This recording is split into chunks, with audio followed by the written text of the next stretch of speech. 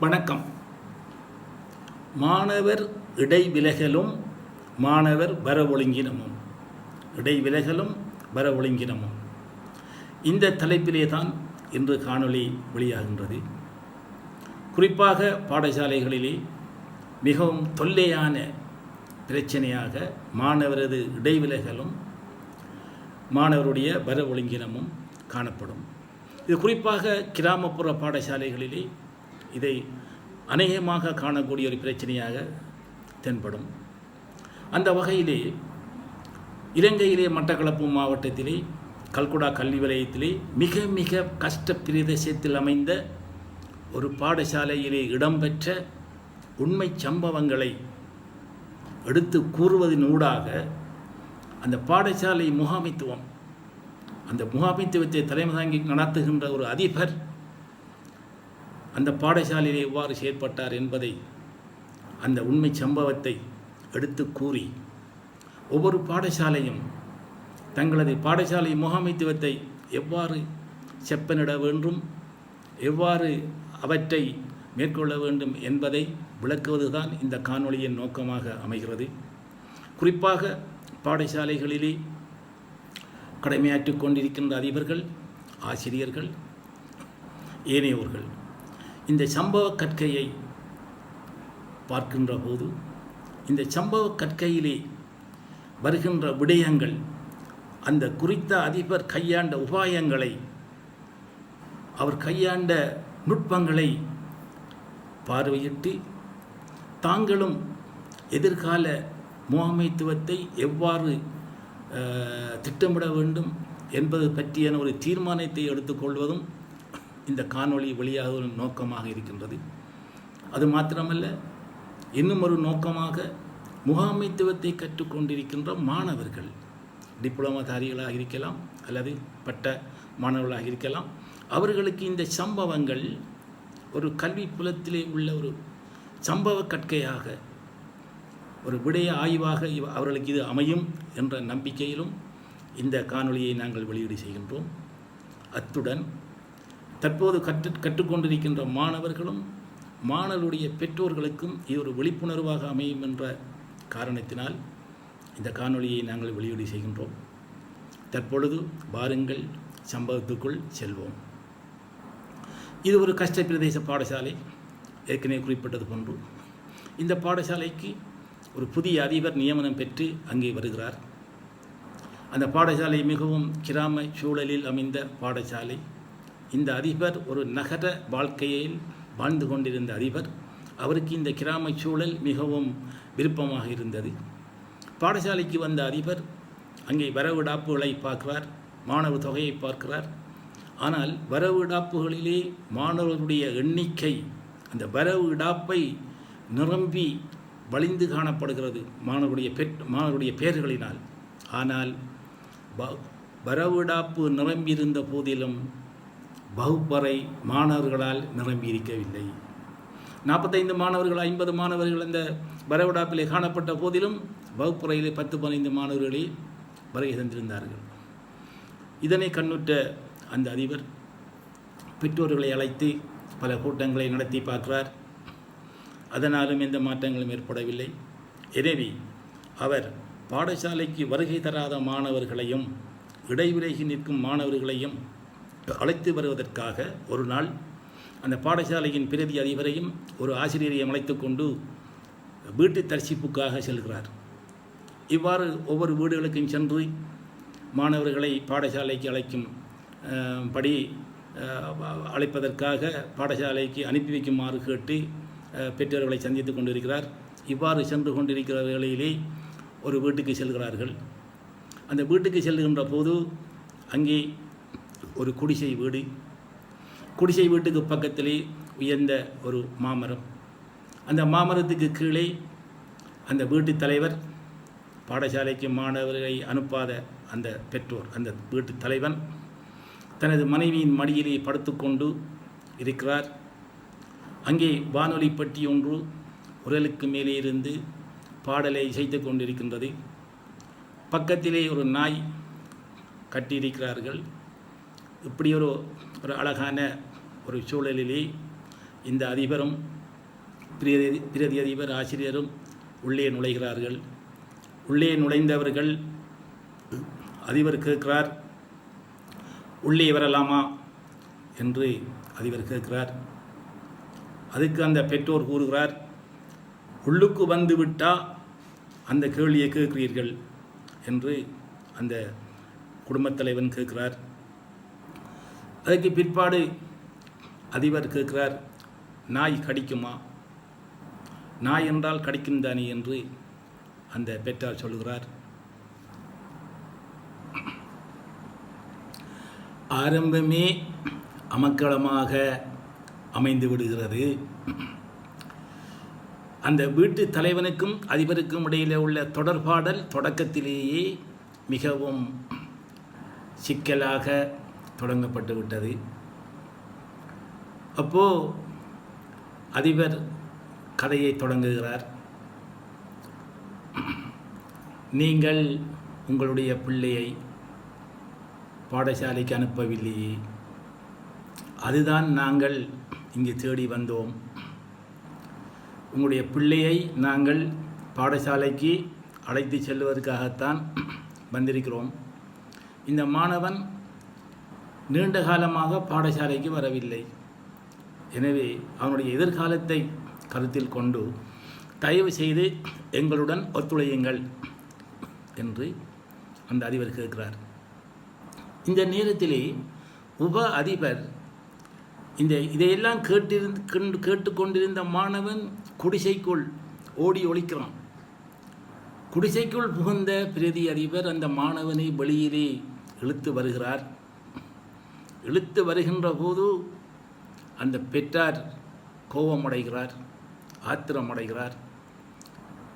என்ற பிள்ளையை பள்ளிக்கூடத்துக்கு அனுப்புகிறதா இல்லையா என்பதை நான் தான் தீர்மானிக்க வேண்டும், நீங்கள் தீர்மானிக்க முடியாது என்று சொல்லி தனது மனைவியிடம் அந்த கத்தியை எடுத்து வா என்று சொல்லி ஆக்ரோஷமாக கலைக்கிறார். அந்த மனைவியும் அந்த குடும்ப தலைவியும் ஓடி சென்று ஒரு பெரிய அருவா கத்தியை எடுத்து கொண்டு வருகிறார். இதை பார்த்த அதிபர் சொன்னார், எல்லோரும் வெளியேறுங்கள், நாங்கள் போவோம், ஓடுங்கள் ஓடுங்கள் ஓடுங்கள் ஓடுங்கள் என்று சொல்லி அவர் கூறுகிறார். அப்போது பிரதி அதிபர் பாய்ந்து சென்று ஓடுகிறார். அவர் பிரதான அந்த வீட்டினுடைய அந்த கேட் அந்த படலையால் அவர் வெளியேறவில்லை. 4 பட்டு கம்பிகளால் அடிக்கப்பட்டிருந்த அந்த வேலிக்கு மேலால் பாய்ந்து அவர் ஓடி செல்கிறார். அதுக்கு பிற்பாடு அதிபர் ஓடுகிறார், அந்த ஆசிரியரும் ஓடுகிறார். அந்த பெற்றார் கட்டும் வார்த்தை பிரயோகங்களை கூறிக்கொண்டு அருவா கத்தியை தோளிலே வைத்து கொண்டு துரத்தி வருகிறார். துரத்தி வந்தவர் இவர்கள் ஓடிவிட்டார்கள். அந்த ஆவேசத்தை, அந்த ஆத்திரத்தை அந்த படலையிலே இருந்த தகரத்திலே கொத்துகிறார், கத்தியால் கொத்துகிறார். 2-3 கொத்துகளை கொத்தி அறிவேன் வெட்டுவேன் என்று சொல்லி அதிபருக்கு ஏசுகிறார். ஓடிக்கொண்டிருக்கின்ற அதிபரும் ஆசிரியர் பிரதி அதிபர்கள் ஓடி சென்றவர்கள், பிரதி அதிபரும் முந்தி சென்று விட்டார். அதிபரும் ஆசிரியரும் பின்தொடர்ந்து செல்கின்ற போது எதிரே இன்னொருவர் அருவா கத்தியுடன் வருகிறார். அவர் உண்மையில் அதிபரை தாக்குவதற்காக வரவில்லை, அவர் வேறு அலுவலுக்காக கத்தியுடன் வந்தார். அவரையும் கண்டு இன்னும் திசை மாறி ஒரு ஒழுங்கை வழியிலே ஓடிக்கொண்டு அவர்கள் பாடசாலைக்கு சென்றார்கள். பாடசாலையை முதலில் சென்றடைந்த பிரதி அதிபர் இந்த விவரங்களை, இந்த பிரச்சனைகளை அங்கே எடுத்து கூறுகிறார். நான் தப்பி வந்து விட்டேன், அவர்களுக்கு என்ன நடந்தது என்று தெரியாது என்று. இந்த நிலையிலே அந்த ஆசிரியரும் பாடசாலையை போய் சென்றடைகிறார். அதிபரை காணவில்லை. அதிபருக்கு அந்த கிராமம் புதிசு, அவருக்கு எந்த வீதி எங்கே செல்கிறது என்றும் கூட அவருக்கு தெரியாது. ஒரு விதமாக அவர் ஓடி தப்பி இறுதியாக ஒரு மாட்டு வண்டியில் ஏறி பயணித்து பாடசாலையை வந்து சேர்ந்தார். சேர்ந்த அதிபர் அவர் எந்த கலக்கமோ பீதியோ அடையவில்லை. அந்த ஆசிரியரை அழைத்து கொண்டு கிராம சேவை உத்தியோகத்தர், பிதானியார் என்று சொல்வார்கள் அந்த காலத்தில், அவரை போய் சென்றடைந்து நடந்த விவரத்தை எடுத்து கூறுகிறார். உடனே அந்த கிராம சேவை உத்தியோகத்தர் தனது உதவியாளரை அனுப்பி அந்த பெற்றாரை அங்கே வரவழைக்கிறார். அந்த பெற்றார் அங்கே வருகிறார். தோளிலே ஒரு சால்வை போட்ட தோற்றோட அவர் அங்கே வருகிறார். பாய்ந்து சென்ற கிராம சேவை உத்தியோகத்தர் அந்த சால்வையுடன் சேர்த்து அவரை இறுக பற்றி கொடுக்க வேண்டியதை கொடுக்கிறார். ஒரு சற்று நேரத்திலே அதிபருடைய காலை கட்டி பிடித்த வண்ணம் அந்த பெற்றோர் காணப்பட்டார். அதிபர் அசந்து விட்டார், அதிர்ச்சி அடைந்து விட்டார். அவருக்கு என்ன நடந்தது என்றே தெரியவில்லை. இதுதான் முதல் நாள் நடைபெறுகின்றது. 2ஆம் நாள் பாடசாலைக்கு மாணவன் வருகிறான். தொடர்ச்சியாக மாணவன் வந்து கொண்டிருக்கிறான். ஒரு 2-3 தினங்களுக்கு பின் இந்த பெற்றார் இன்னும் சில பெற்றார்களுடன் பாடசாலைக்கு வருகிறார்கள். வந்து அதிபரிடம் சொல்கிறார்கள், ஐயா, நீங்கள் கடிதம் தந்தால்தான் விதானியார் எங்களுக்கு கூப்பம் புத்தகம் தருவாராம். கூப்பம் புத்தகம் என்று சொல்வது அந்த ரேஷன், அந்த கோஆப்ரேட்டிவில் போய் அந்த இலவசமாக அரிசி சாமான் வாங்குகிற அந்த அந்த ரேஷன் கார்டு அதே கூப்பம் புத்தகம்னு சொல்லுவாங்க. அந்த கூப்பம் புத்தகத்தை நாங்கள் பெற வேண்டுமாயிருந்தால் எங்களுடைய பிள்ளைகள் உங்களோட பாடசாலைக்கு ஒழுங்காக வாராங்கன்னு சொல்லி கடிதம் தந்தால்தான் விதானியார் எங்களுக்கு கூப்பம் புத்தகம் தருவார். தாங்கையா கடிதம். அதிபருக்கு மிச்சம் சந்தோஷம். வாங்க இருங்கன்னு சொல்லி அவங்களுக்கு கடிதத்தை கொடுத்து அனுப்புகிறார். இன்னும் சில நாட்களிலே அந்த கிராம சேவை உத்தியோகத்தர் சிலரை அழைத்து வருகிறார். என்னென்னு சொல்லி அங்கே பார்க்கின்ற போது அவர்கள் கிராமத்திலே குளப்படி செய்த ஊரவர்கள். அவர்களுக்கு தண்டனையாக பாடசாலைக்கு அழைத்து வந்து பாடசாலை வளாகத்தை சுத்தம் செய்யும் பணிகளில் இந்த கிராம சேவை உத்தியோகத்தர் ஈடுபட்டார். இப்படியாக இந்த பாடசாலைக்கும் அந்த கிராம சேவை உத்தியோகத்திற்கும் இடையே உள்ள அந்த தொடர்பை இந்த அதிபர் ஏற்படுத்தினார். அடிக்கடி இந்த கிராம சேவை உத்தியோகத்தரை பற்றி அதிபர் பாராட்டி பேசுவார் கூட்டங்களில். இவருடைய காலத்தில் தான் இந்த பாடசாலையில் கிராம சேவை உத்தியோகத்தர்களை உள்வாங்கி அவர்களை மதிப்பளித்து பாடசாலையினுடைய அபிவிருத்திக்கு அவரை மிகவும் ஒரு பங்குதாரராக, ஒரு பிரதான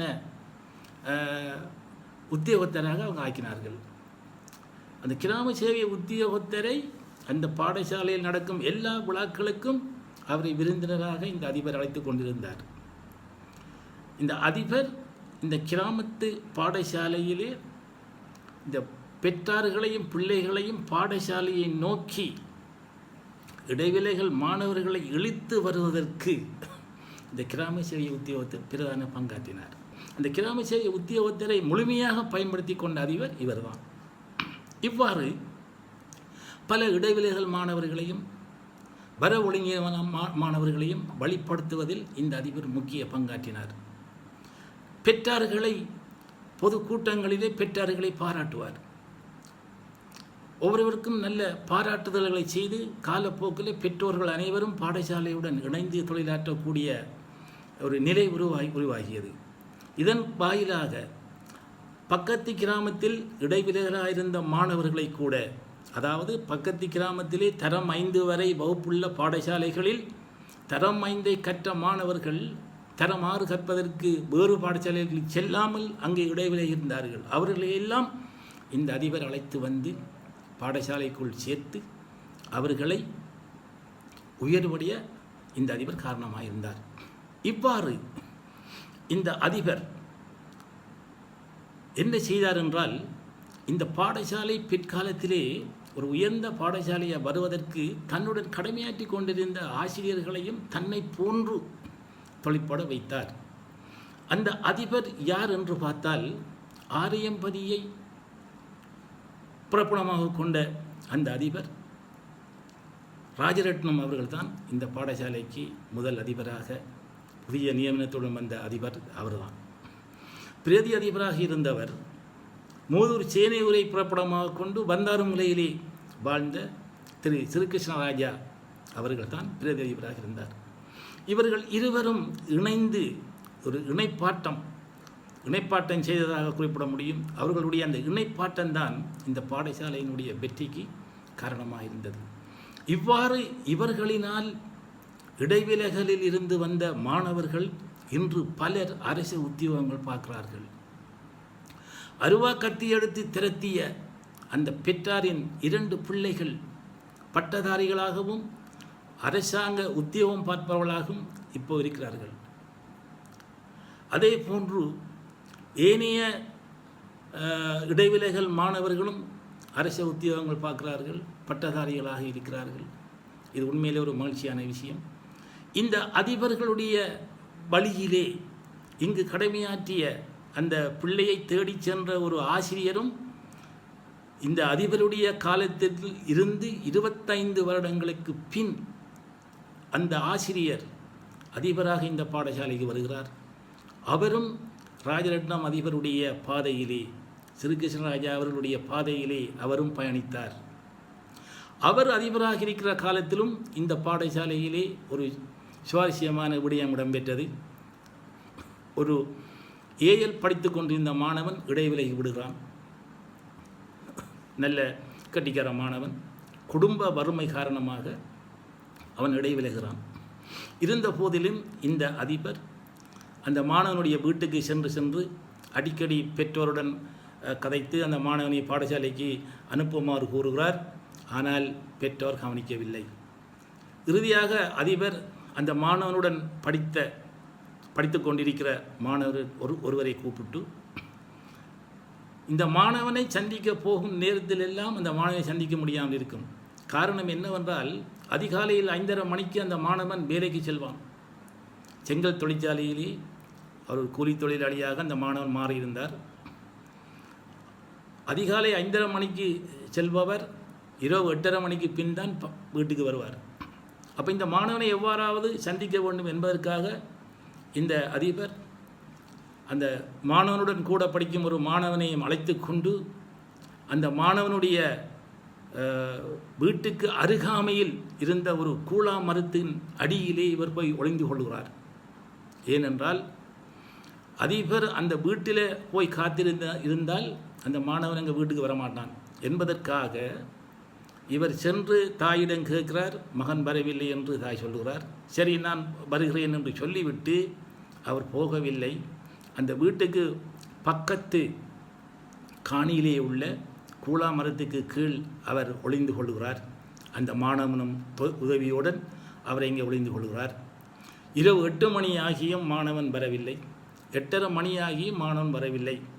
இந்த நேரத்திலே அதிபருக்கு உதவியாக இருந்த மாணவன் ஓடிவிட்டான். அவனை காணவில்லை. அதிபர் இப்போ தனியாக இரவு 8:30 மணி நேரத்தில் ஒரு கூழா மரத்தின் அடியிலே ஒளிந்து கொண்டு இருக்கிறார். அந்த நேரத்திலே அதிபருக்கு ஒரு அச்சம் வருகிறது. என்னவென்றால், அந்த காலத்தில் இது கிறிஸ் மனிதன் இரவு நேரத்தில் வருகிறான் என்ற ஒரு வதந்தியை பரப்பப்பட்ட ஒரு காலம். அதை நினைத்து அதிபர் அச்சமடைந்து கொண்டிருக்கிற நேரத்தில் ஓடிய மாணவன் மீண்டும் வருகிறான். அதிபர் கேட்கிறார், எங்கே போனாய் என்று கேட்டபோது அவன் கையிலே மோல்கின் கோயில், சார் உங்களுக்கு நுழம்பு கிடைக்குது, அதனால் நான் கோயில் நுழம்பு திரி வாங்க போனேன் சார் என்று சொல்லி அந்த நுழம்பு திரியை கொண்டு வந்து அந்த அதிபருக்கு பக்கத்திலே பிடித்து கொண்டிருக்கிறான். இறுதியாக 9:05 இரவு அந்த மாணவன் தன்னுடைய வீட்டுக்கு செல்கிறான். பின்னால் ஓடி செல்கிறார் அதிபர். ஓடி சென்று அந்த மாணவனுடைய பெயரை கூறி வெளியிலே வருமாறு அழைக்கிறார். ஆனால் மாணவன் வெளியிலே வரவில்லை. தாய் கூறுகிறார், இன்னும் மகன் வரவில்லை என்று பொய்யை கூறுகிறார். அதிபர் ஆத்திரமடைகிறார், எச்சரிக்கிறார். உடனே மாணவன் வெளியிலே வருகிறான். மாணவனுக்கு சொல்லுகிறார், ஆலோசனை சொல்கிறார், இது கடைசி சந்தர்ப்பம் உனக்கு. இப்போ நேரம் என்ன? 9:15. இந்த நேரத்தில் நான் ஏன் வந்து நான் கூழா மரத்துக்கு கீழே நுழம்பு கடிக்க நான் ஏன் காத்துத்திருந்தேன்? உன்னுடைய எதிர்காலத்தை நீ சிந்தி என்று சொல்லி அதிபர் கண்கலங்கி அந்த மாணவனுடைய தோளிலே தட்டி கதைக்கிறார். இந்த கதையை கேட்டுக்கொண்டிருந்த நேரம் அந்த தாய் சொல்லுகிறார், குடும்பத்தில் மூத்த பிள்ளையா, தகப்பன் படுக்கையில் இருக்கிறார், நான் தான் கூலி தொழில் செய்கிறேன், என்ற கஷ்டத்தை பொறுக்க முடியாமல் தான் மகன் இந்த காரியத்தில் இறங்கினான். பரவாயில்லை, இது ஏதோ கடவுள் தான் உங்களை அனுப்பியிருக்கிறார், என்ன கேட்டாலும் என்ன வந்தாலும் நான் என்ற பிள்ளையை பள்ளிக்கூடத்துக்கு அனுப்புகிறேன் என்று சொல்லி, நீங்கள் போயிட்டு வாங்க ஐயா என்று சொல்லி கையெடுத்து கும்பிடுகிறார் அந்த அதிபரை. சரி என்று சொல்லி அதிபர் வெளியேறுகிறார். அவ்வாறு வந்த பாடசாலைக்கு வந்த மாணவன் இன்று அவன் ஒரு விரிவுரையாளராக பல்கலைக்கழகத்திலே கடமையாற்றி கொண்டிருக்கிறான். இதையெல்லாம் உண்மையில் ஒரு சினிமா படங்களிலே வருகிற காட்சி மாதிரி தான் எங்களுக்கு தென்பட்டாலும் இதெல்லாம் உண்மை சம்பவங்கள். இதை நாங்கள் ஏன் கூறுகிறோம் என்றால், தற்காலத்தில் வாழுகின்ற ஆசிரியர்கள், அதிபர்கள், கௌரவமிக்க அதிபர்கள், கௌரவமிக்க ஆசிரியர்கள், இதுகள் ஒரு போலியான கதைகள் அல்ல. ஒட்டுமொத்தமாக இந்த கிராமத்து பாடசாலையிலே இடைவிலகலாக இருந்த மாணவர்கள் 32 மாணவர்கள் இன்று அரசு உத்தியோகத்தில் கடமையாற்றி கொண்டிருக்கிறார்கள் என்பதை நான் மகிழ்வோடு கூறிக்கொள்ள விரும்புகிறேன். அந்த 32 பேர்களிலே 4 பேர் அதிபர்களாக இருக்கிறார்கள். 4 பேர் அதிபர்களாக இருக்கிறார்கள். அவர்கள் இன்று தனித்தனிய பாடசாலைகளை நடத்தி கொண்டிருக்கிறார்கள், மிக திறமையாக நடத்தி கொண்டிருக்கிறார்கள். எல்லாவற்றுக்கும் அந்த பாடசாலையிலே கடமையாற்றிய அதிபர் திரு ராஜரட்னம் அவர்களும், அவருடன் இணையாக இருந்த பிரதி அதிபர் ஸ்ரீகிருஷ்ணராஜா, ஆரம்பத்திலே அதிபர் ராஜரட்னம் அவர்கள் அதிபர் தரமில்லாத ஆசிரியர் சேவையைச் சேர்ந்த ஒரு அதிபராகத்தான் அங்கே கடமையாற்றினார். பிற்காலத்திலே இலங்கை அதிபர் சேவை வகுப்பு ஒன்றைச் சேர்ந்தவராக இருந்தவர் கோட்டைக்கல்வி பணிப்பாளராக இருந்தார். அதே போன்று ஸ்ரீகிருஷ்ணராஜா அவர்கள் பிற்காலத்திலே அதிபராக இருந்தவர், அதிபர் சேவையைச் சேர்ந்த வகுப்பு ஒன்றைச் சேர்ந்த அதிபராக இருந்தவர். அதற்கு பிற்பாடு இலங்கை கல்வி நிர்வாக சேவையிலும் அவர் பரீட்சையிலே சித்தியடைந்து இலங்கை கல்வி நிர்வாக சேவையைச் சேர்ந்த அதிகாரியாக, கிழக்கு மாகாணத்தின் மேலதிக மாகாண கல்வி பணிப்பாளராகவும் கல்குடா வலயத்திலே வலயக்கல்வி பணிப்பாளராகவும் இருந்து தனது கடமையாற்றியவர். கஷ்ட பிரதேசத்திலே மின்சாரம் இல்லாத அந்த கிராமத்திலே குப்பி விளக்குடன் இருந்து இந்த பாடசாலையை வழி நடத்தினார்கள். அது மாத்திரமல்ல, அவர்கள் அந்த குப்பி விளக்கிலேயே தாங்கள் வெளிவாரி பட்ட படிப்புகளை மேற்கொள்கின்ற காலத்திலே அந்த கிராமத்திலே அவர்கள் தங்கியிருந்த போது குப்பி விளக்கிலே அவர்கள் படித்தார்கள். அதன் வாயிலாக பிற்காலத்திலே அவர்கள் பதவி நிலையிலும் உயர்வடைந்தார்கள் என்பதை இந்த கட்டத்திலே நாங்கள் நினைவு கூற விரும்புகிறோம். இந்த சம்பாஷணையிலே, இந்த விடய ஆய்விலே வந்த விடயங்களை இந்த அதிபர் கையாண்ட உத்திகள், அது எங்களுக்கு முக்கியம். அவருடைய முகாமைத்துவத்திலே அவர் கையாண்ட உத்திகளை இந்த பெற்றோர்கள் எவ்வாறு உள்வாங்கப்பட்டார்கள், அதுக்கு பெற்றோர்களுக்கு இந்த மனமாற்றம் வந்ததுக்கு காரணமாக அமைந்தது என்ன என்பதையெல்லாம் நீங்கள் சிந்தித்திருப்பீர்கள். இந்த சம்பாஷணையிலே அதிபருக்கு உதவியாக கூழாமரத்தடியிலே நின்ற மாணவன், அந்த மோல்டின் கோயில் நுழம்பு திரி கொண்டு வந்த மாணவனும் பேராதனைய பல்கலைக்கழகத்திலே படித்து பட்டத்தை பெற்றுக்கொண்டார்.